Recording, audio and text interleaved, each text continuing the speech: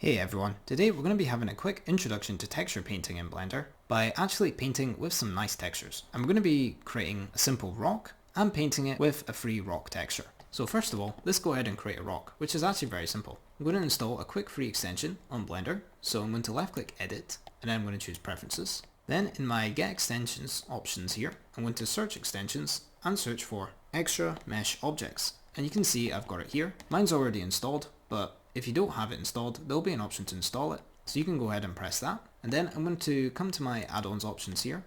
And then I can just go ahead and search for the extra mesh objects. And I can make sure it's enabled by this checkbox here. For good measure, I'll left click these three bars and choose Save Preferences, and then I'm going to press the X button to close this menu. I'll hold down the Shift key and then press A to open the Add menu, and under Mesh, I'm going to go ahead and choose Rock Generator. This add-on actually adds quite a lot of cool new meshes. The rock one is going to be great for this tutorial. So you can see at the top here, I can choose the number of rocks I want, scale, the skew, and a whole bunch of different parameters. So maybe I'll change the deformation a little bit to maybe something like 5.25, and I'll maybe set the detail level to something like 3. And I can play around with the detail to generate some unique results. I'm probably going to go with this one here. There's a lot of different settings you can use, but since we're focusing on texture painting today, we're just going to leave it here. I'll rotate my rock, so I'm just going to left click it, and then I'm going to press R and then X, and rotate it maybe about 90 degrees. One thing I'm going to quickly do is check if the scale is set to 1 since we've generated an object here. So I'm just going to press N to open the side menu, and under item I'm just going to open the transform menu,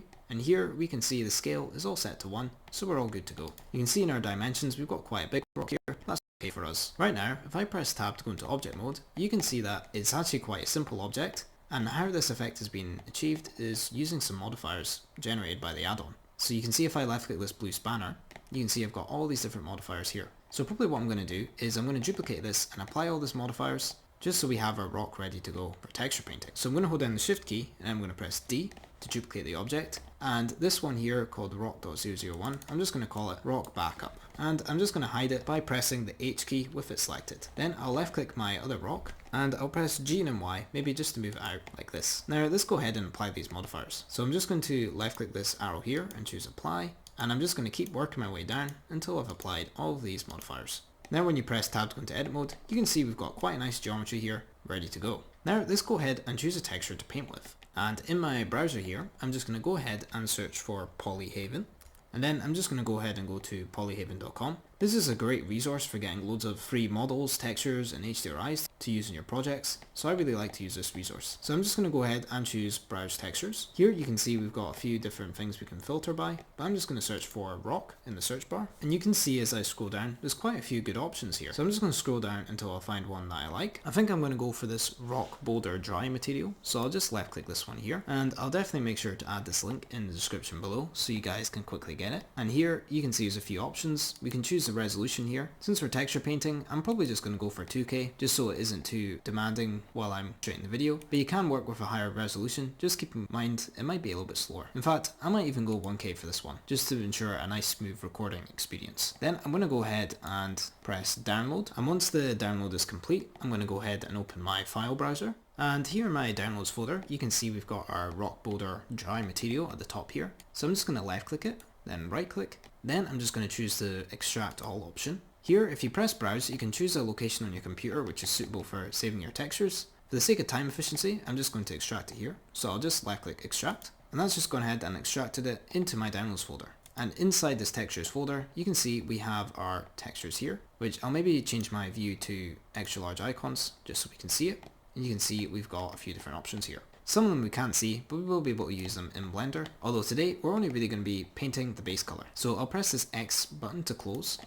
And before we bring our textures into Blender to start painting, we first need to UV unwrap our object so we actually have something to paint on. If you don't know what UV unwrapping is, it's essentially creating a 2D representation of our 3D model, which is necessary for any kind of texturing process. This is because texturing doesn't really work in 3 dimensions, rather texturing is the process of creating a 2D image. So we need to translate our 3D model into a 2D form, and then we can paint on top of that 2D form in order to texture the model. The only exception for this is when using procedural nodes, which are mathematically generated across 3 dimensions for some of them. But when we're texturing with image textures, we do need to UV unwrap here. It'll also be good if we're wanting to export this as a game asset. I'm going to come up to the left hand corner here, and a little cross shape will appear, and I'm just going to left click and drag to pull this out. and here you can see it's created a second 3D viewport. All I'm going to do now is come up to the top here where I can change my menu, and I'm going to change it from 3D viewport here to UV editor. Awesome. We can't see anything just now, but if I press tab to go into edit mode and press A to select everything, you'll notice that we don't have any default UV, as some objects will. For the sake of time efficiency, we're just going to do a really simple UV unwrap, and we're going to press A to select everything, U to open the unwrap menu, and then I'm going to choose Smart UV Project. Here there'll be a few options, but we can just leave it at the default and choose unwrap. And here it's created a very simple UV unwrap for us. The only thing we'll need to do is set an island margin here. So I'm just going to set an island margin of 0.01, and what the island margin does is it just makes sure there's a gap between each of these groups of faces, which are referred to as islands in the UV editor. And this will stop any incorrect overlapping. Excellent, this has got our UV, so let's go ahead and start texture painting. I'll left click and drag to make this menu a bit smaller, and the first thing we're going to need to do is go into our texture viewing mode, and this will allow us to actually see any texture painting we're doing. First of all, we'll need a texture to actually paint on top of, so we can save it. So I'm going to change my timeline here to something called the shader editor. So I'll left click this clock, and then I'm going to choose shader editor. I'll then change this option from line style to object. You can also come down to this option here called material properties, and you can do some of these operations here as well. I'll press plus new, and that's going to add a brand new material. Right now, you can see we've got a basic principled BSDF with a base color that's white. But even though the base color is white, our object here is completely black. This is an issue that sometimes happens in Blender 4.2 and up. So to fix this is quite simple. I'm using Blender 4.3, so I'm going to come to my render properties, and I'm going to change my render engine from cycles to Eevee. Don't worry, we can change this back to cycles later if you want to render in cycles. Then I'm going to come down to this option called ray tracing, left click the box to enable it. In Blender 4.2, there'll be an option here called roughness, and you can set that value to 1 to fix the issue. But since I'm in Blender 4.3 here, I can come to fast GI approximation and change the threshold here to 1, and I'll press enter.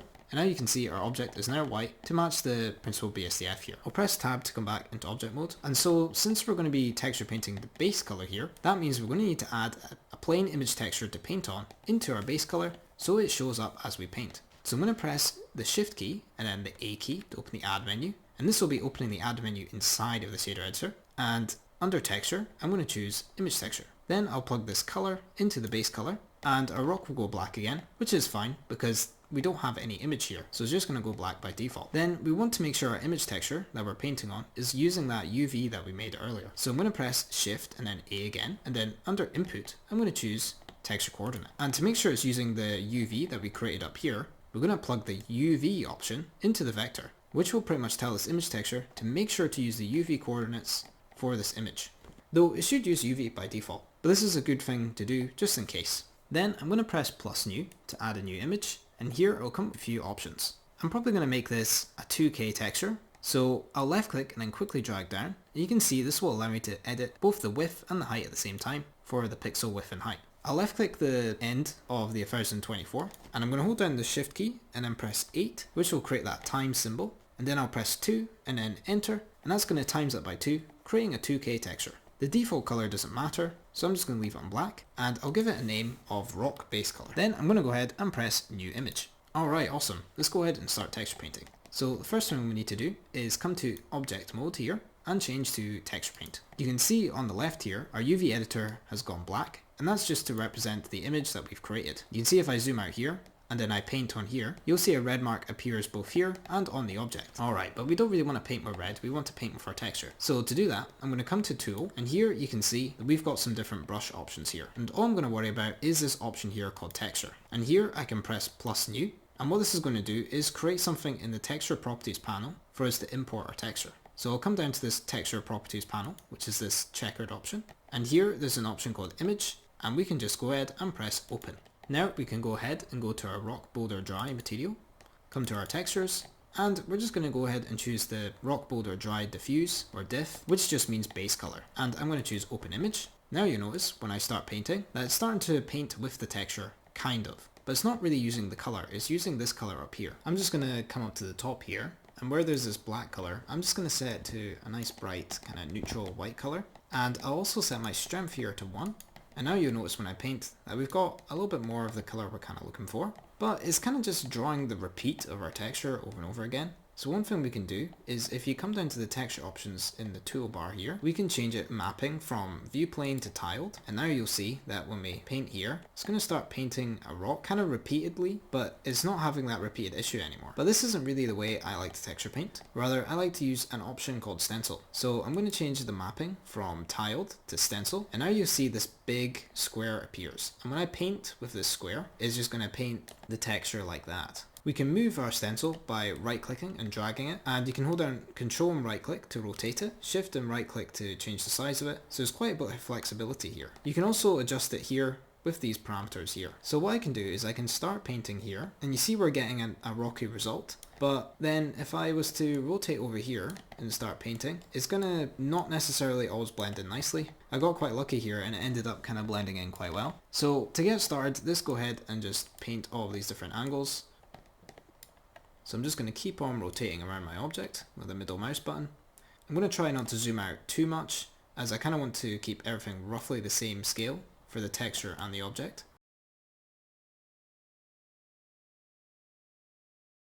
And I'm just going to keep rotating and painting.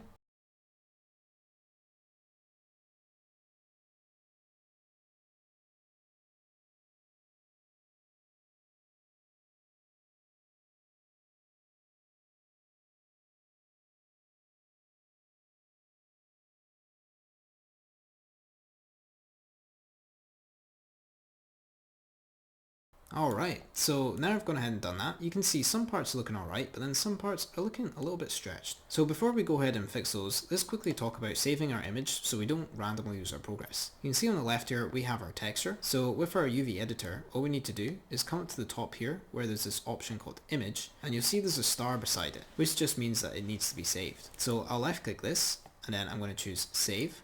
And then you can just go ahead and choose an appropriate location on your computer to save it. So I'll press save as image.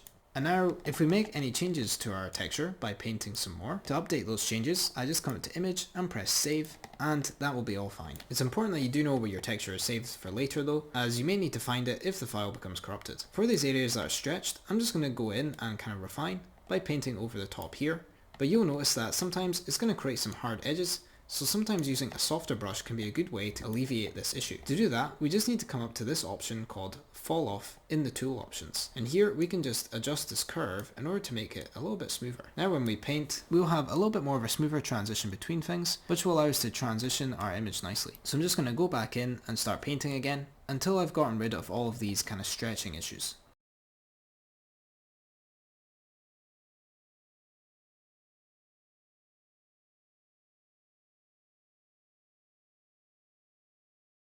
Another thing I noticed here is there's some hard edges in some spots, so I'm just going to come in and I'm going to paint over those.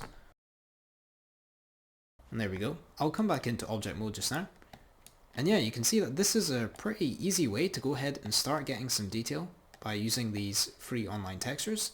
And it works especially well with these kind of organic textures like rock and things like that. More uniform things like brick and stuff can be a little bit more challenging, so I would recommend sticking to rock and dirt for this kind of method. There is of course more we can do with this, so if you would be interested to see more things we can do, maybe even turning this into a roughness map or a displacement map, do feel free to let me know and I can make a video on that as well. But if you like fundamental overviews of certain topics in Blender like this, I just thought I'd let you know that I do have plenty of free courses on my channel here for you guys to check out, so make sure to check that out if you're interested. Apart from that though, I'd like to thank you so much for watching this video, and I'll see you in the next one. Take care.